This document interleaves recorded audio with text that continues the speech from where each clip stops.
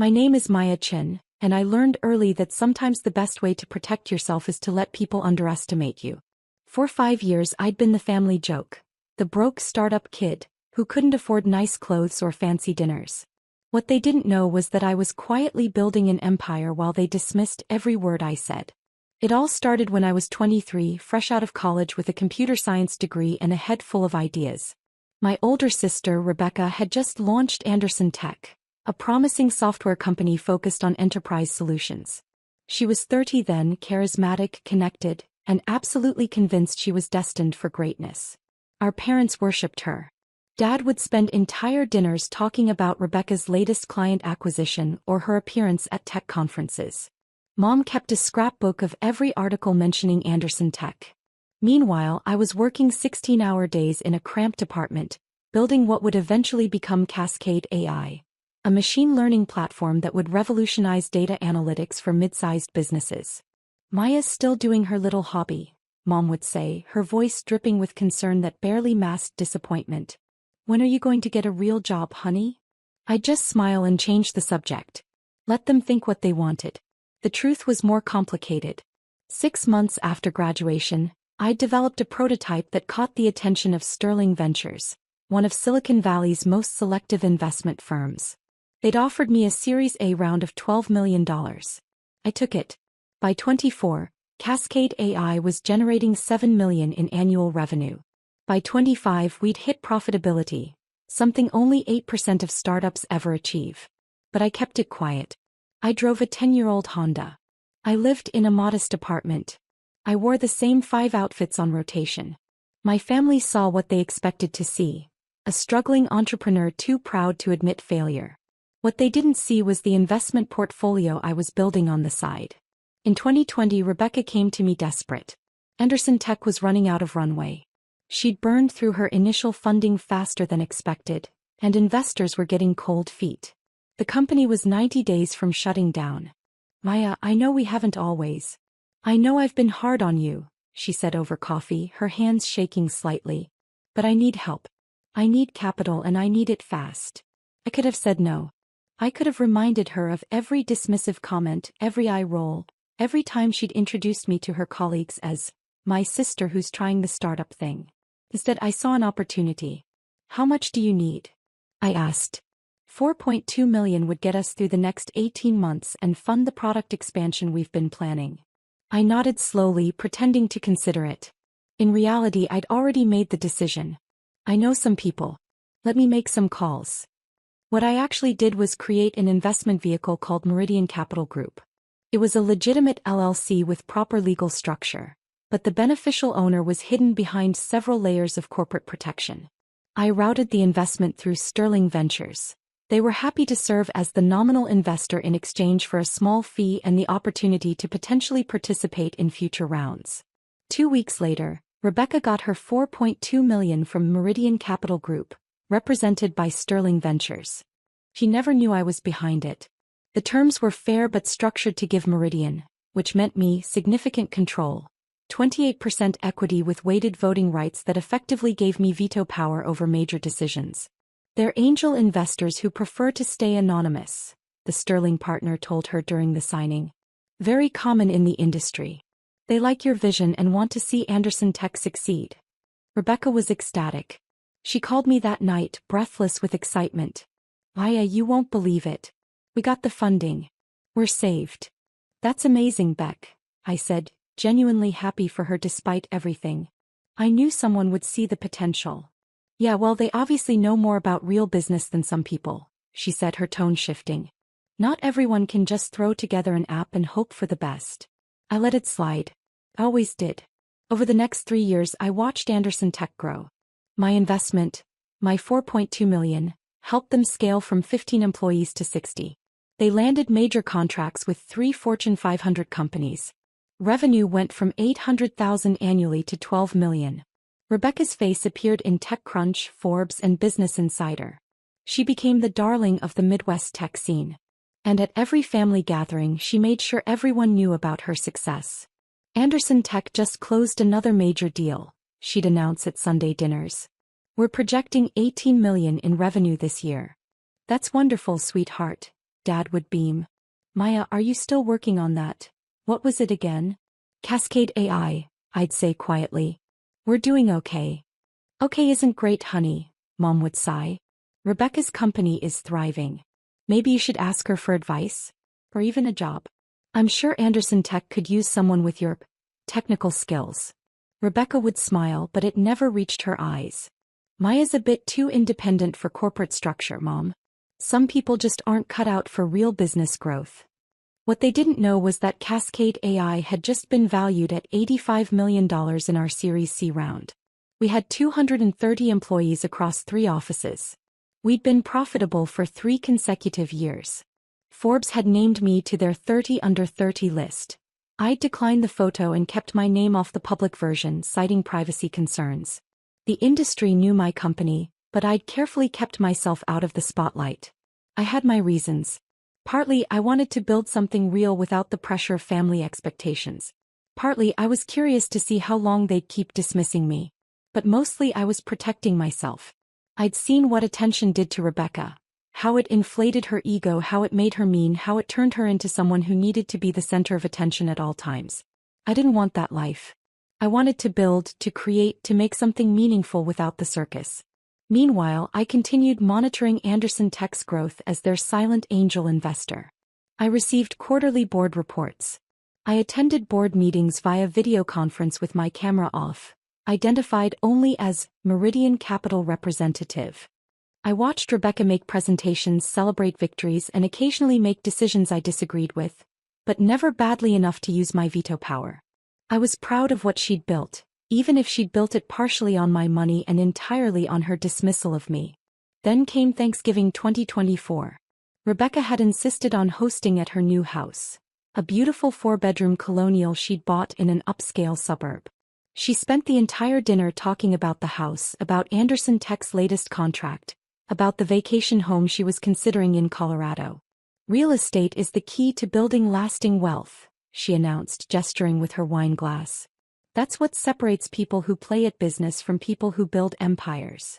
I was sitting at the far end of the table, Rebecca's seating arrangement not coincidentally, picking at my sweet potatoes and trying to be invisible. Maya, are you still in that tiny apartment downtown? Aunt Linda asked, her concern sounding almost genuine. Yeah, it works for me, I said. Close to the office, affordable. Affordable, Rebecca interrupted with a laugh. That's such a diplomatic way to say cheap. But that's fine, not everyone has the capital for real investment. Uncle James chuckled. How's the app coming along, kiddo? It's not really an app, it's a machine learning platform.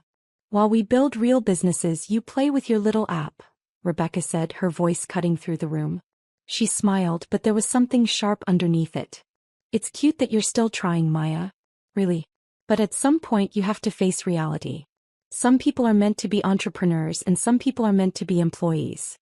The table went quiet for a moment, then Dad laughed. That uncomfortable laugh that meant he agreed but didn't want to say it out loud. Mom nodded sympathetically. My cousins looked at their plates. Everyone was complicit in the dismissal. Everyone always was. I mean, it's been what, 5 years? Rebecca continued, warming to her theme. How much have you made? Anything? Or are you still just burning through your savings pretending you're building something? I set down my fork carefully. My phone was on my lap, under the table where no one could see. I felt that familiar sensation, the one I always got when Rebecca went too far. It was time. I'm doing fine, I said quietly. Fine isn't thriving, sweetheart, Rebecca said, using the same condescending tone Mom always did. Fine is what you say when you're too embarrassed to admit you're failing. Look, there's no shame in it. Not everyone can handle the pressure of real business. You're smart, you're technical. Maybe it's time to accept that your skills would be better used supporting someone else's vision. Like I said, Anderson Tech is always looking for good developers. That's actually a great idea, Dad jumped in. Maya, maybe Rebecca could bring you on board. Give you some stability, some real income. I appreciate the offer, I said, pulling out my phone, but I'm good. I opened my secure messaging app and typed quickly to my investment manager, David Torres at Sterling Ventures.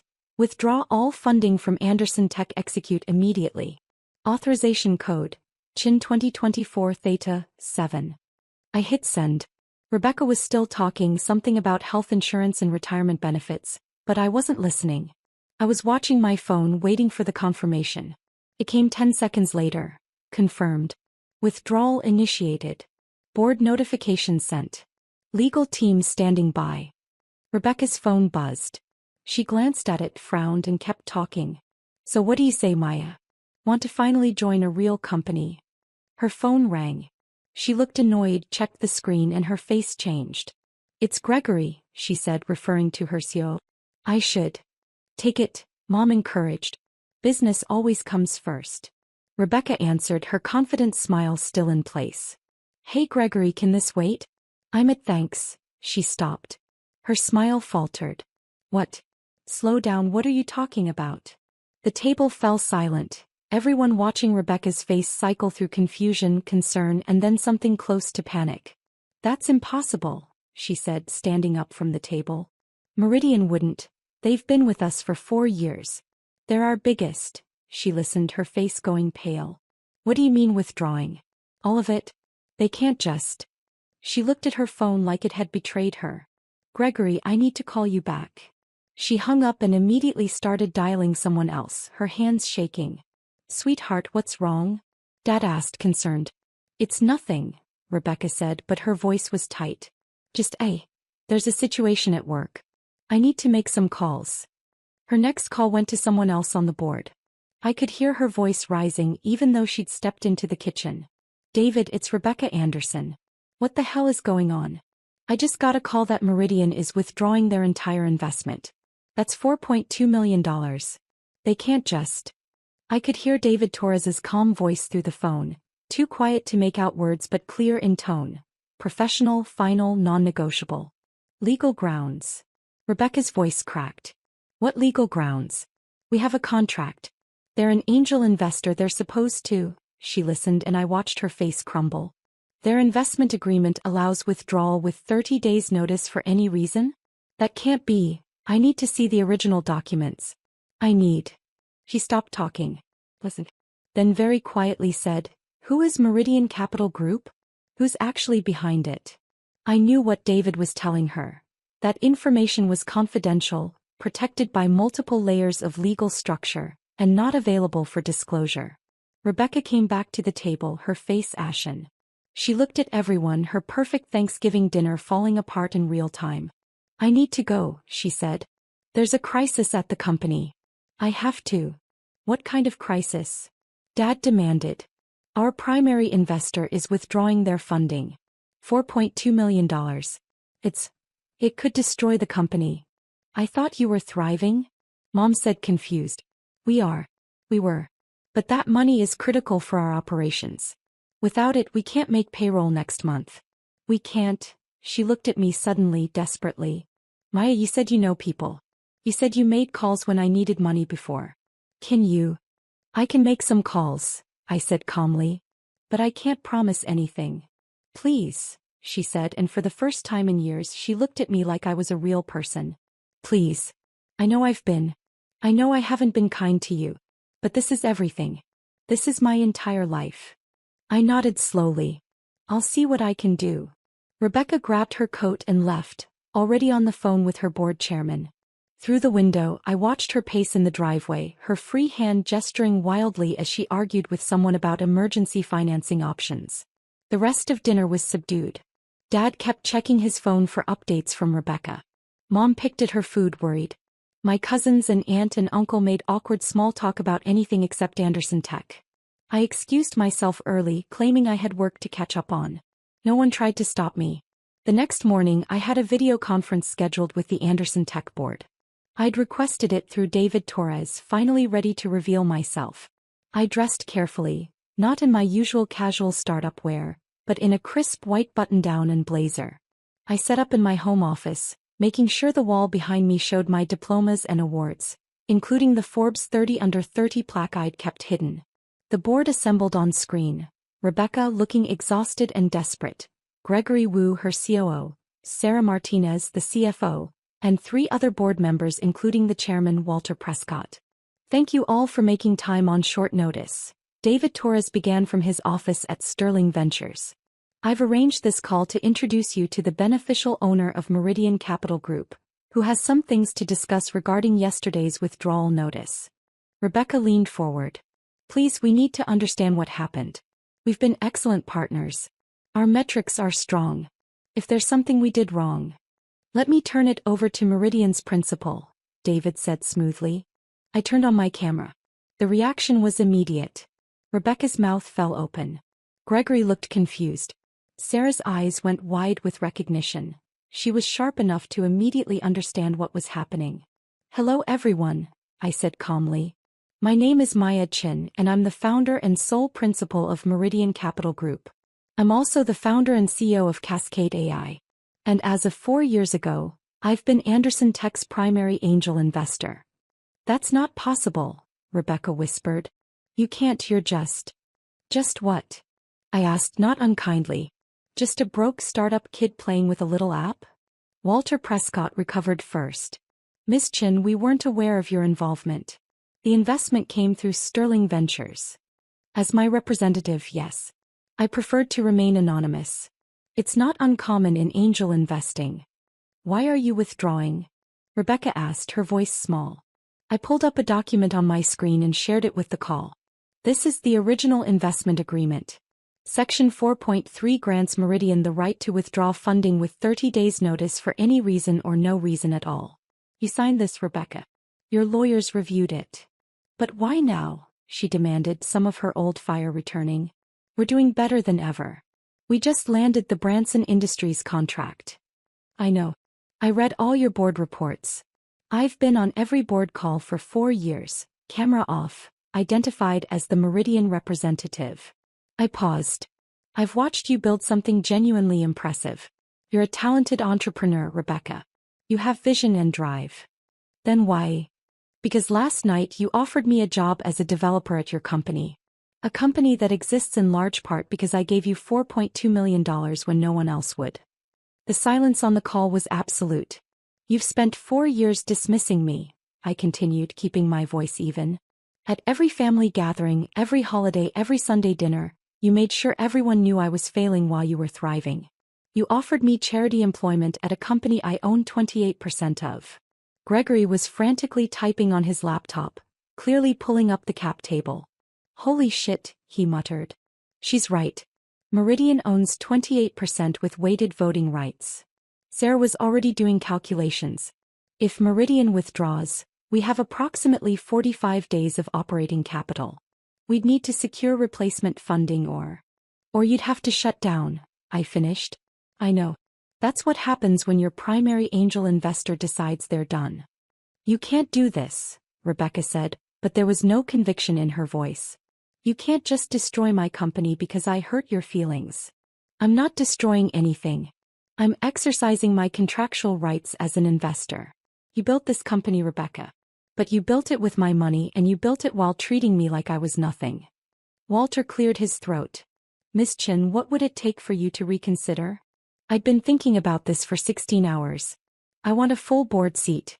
Not as Meridian Capital. As Maya Chin. I want my name on the documents, my face at the meetings. I want public acknowledgement that I've been your primary investor since 2020. Done, Walter said immediately. I'm not finished.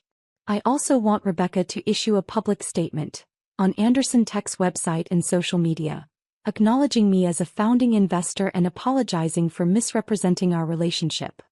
Rebecca's face flushed red. You want me to humiliate myself? I want you to tell the truth, I corrected. I'm not asking you to lie or exaggerate, just to publicly acknowledge that your broke startup kid sister saved your company and has been supporting it for 4 years. And if I refuse? I shrugged. Then I withdraw my investment as planned. You have 30 days to find $4.2 million from other sources. Given your current burn rate and the tight funding environment, I'd say your chances are about 15%. Maybe 20 if you're lucky. Rebecca looked at Walter, at Gregory, at Sarah. All the people who depended on Anderson Tech surviving. Then she looked back at me. You've changed, she said quietly. No, I replied. You just never actually looked at me before. Walter stepped in. Miss Chin, your terms are acceptable. We'll draw up the revised board documentation immediately. Rebecca will issue the statement by end of business Monday. In exchange, you'll reinstate your investment. Not exactly, I said and watched Rebecca's face fall again. I'll reinstate $3 million. The other $1.2 million will be converted to a formal loan with market rate interest. Anderson Tech will pay me back over the next 3 years. That's, Rebecca started. Fair, I interrupted. It's actually generous. You get to keep your company. I get to stop being invisible. And you learn that dismissing people has consequences. Sarah was already nodding, running numbers. The loan structure is workable. It'll affect our cash flow but won't cripple us. Then we have a deal, Walter said. Ms. Chen, welcome to the Anderson Tech board. Officially this time. The statement went up on Anderson Tech's website Monday afternoon. Rebecca had fought over every word, but the final version was clear. Anderson Tech is pleased to formally acknowledge Maya Chen, founder and CEO of Cascade AI, as our primary angel investor since 2020. Ms. Chen's $4.2 million investment was critical to our early growth and continued success. We regret any prior mischaracterizations of her role and are honored to have her join our board officially. Rebecca Anderson, CEO. Within an hour it was picked up by TechCrunch. By evening it was trending in tech circles on social media. People were impressed not just by the investment, which was substantial for an angel round, but by the fact that I'd done it anonymously while building my own company. The Cascade AI PR team, who I'd been keeping on a tight leash for years, finally got to do their job. They confirmed the Forbes 30 Under 30 recognition. They revealed our Series C valuation of $85 million. They positioned me as a rare example of a founder who invested in other startups while bootstrapping their own success. My phone exploded with messages. Interview requests. Speaking invitations. Other entrepreneurs asking for investment advice. And one text from Rebecca. We need to talk. We met at a coffee shop halfway between our offices. She looked tired, older somehow. The stress of nearly losing everything had left marks. I'm sorry, she said before I could even sit down. Not just for the statement. For everything. For 5 years of treating you like you were nothing. I sat down, ordered a coffee. Waited. I was jealous, she admitted. You were always smarter than me. Everyone knew it. I got the social skills, the charisma, the ability to work a room. You got the raw intelligence. And I think I spent my whole life trying to prove I was just as smart. That I could build something just as significant. You did build something significant, I said honestly. Anderson Tech is impressive. You should be proud. Built with your money, she said bitterly. Built with investment capital like most startups. The money was just money, Rebecca. It was how you treated me that mattered. She nodded, tears forming. Why didn't you tell me? Why didn't you just say, I'm the investor from the beginning? Would you have taken the money if you knew? She was quiet for a long moment. No, she finally admitted. No, I wouldn't have. I would have rather let the company die than accept money from my broke startup kid sister. That's why I didn't tell you. You were testing me. All these years, you were testing whether I'd eventually see you as a real person. Partly. Also protecting you. If you'd known I was Meridian, you might have made different decisions. Worse decisions. Trying to prove something to me instead of just building the best company you could. Rebecca wiped her eyes. What happens now? Now you run your company. I sit on the board. We work together professionally. And maybe, eventually, we figure out how to be sisters again. Do you think that's possible? I considered it. 5 years of dismissal. 5 years of casual cruelty. But also 5 years of watching her build something real, of seeing her face when she talked about her team, of understanding that she wasn't malicious, just insecure and defensive. I think it's possible, I said. But it's going to take work. Real work. Starting with you accepting that I'm not your broke little sister anymore. I never was. No, she agreed. You never were. That Sunday dinner was different. Mom and Dad had read the articles. Aunt Linda had sent me 3 congratulatory texts. My cousins were suddenly very interested in learning about machine learning. Rebecca arrived with her husband, and for the first time in years she didn't monopolize the conversation. When Dad asked about Anderson Tech, she gave a brief update and then said, but Maya's got some exciting news about Cascade AI. They just closed a major partnership with Branson Industries. Everyone turned to me. I could see the recalculation happening in their faces. The reframing of every interaction we'd had, every dismissal, every casual cruelty. It's a good partnership, I said simply. We're excited about it. Maya, Mom started, her voice uncertain. We had no idea you were doing so well. Why didn't you say something? I tried, I said quietly. You just weren't listening. The table went silent. It wasn't comfortable, but it was honest. Well, Dad said finally, clearing his throat, we're listening now. Rebecca looked at me across the table. There was something different in her eyes. Respect, maybe, or the beginning of it. We all are, she said. It wasn't an apology. It wasn't redemption. But it was a start. Later, after dinner, Rebecca found me alone in the kitchen. The loan payments start next quarter, she said. $300,000 every 6 months for 3 years. I know. Sarah sent me the schedule. We'll make every payment on time. I promise. I know you will. She hesitated, then asked, did you really build Cascade AI to $85 million while investing in my company and living in that tiny apartment? Yeah. How? I smiled. Turns out when people underestimate you, they leave you alone to work. No pressure. No expectations. Just you and the code and the vision. It's actually pretty liberating. I made that possible, she said, not quite joking. By being terrible to you. You made it necessary, I corrected. There's a difference. She nodded slowly. For what it's worth, I am proud of you. Really proud. I was just too insecure to say it before. I know. And for what it's worth, Cascade AI is genuinely impressive. Better than Anderson Tech, honestly. Different, I said. Not better. Different markets, different challenges. You built something real, Rebecca. I just got tired of you pretending I hadn't. She laughed, but there were tears in it. I'm going to do better. As a sister, as a person. I promise. I'm going to hold you to that. I know. You hold everyone to high standards. It's one of the things that makes you a good investor. We stood there in the kitchen, two sisters who'd spent years misunderstanding each other, finally starting to figure it out. You want to know the irony? I said. What? I was never trying to compete with you. I never wanted to prove I was better or smarter. I just wanted to build something meaningful. And I wanted you to see me. I see you now, she said. Finally. It was enough. Not perfect, not healed, but enough to build on. 6 months later, Anderson Tech made its first loan payment to Meridian Capital Group. $300,000 on time and in full. Rebecca sent it with a note, first of 6. Thank you for believing in me when I didn't believe in you. Cascade AI raised a Series D at a $400 million valuation. I finally moved out of the tiny apartment into a modest house with a nice home office. I bought a car that was only 8 years old instead of 10. And I accepted an interview with Forbes, camera on, name public, ready to tell my story. The article ran with the headline, The Silent Investor, How Maya Chin Built an $85 million company while secretly funding her sister's startup. Rebecca texted me when it published, You could have destroyed me. Instead you saved me and taught me something. I'm grateful for both. See you at Sunday dinner. I texted back, see you there. Sometimes the best revenge isn't revenge at all.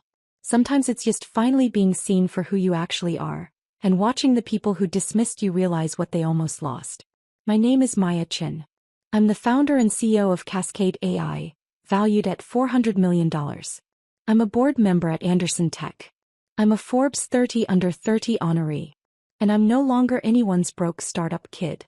I never was.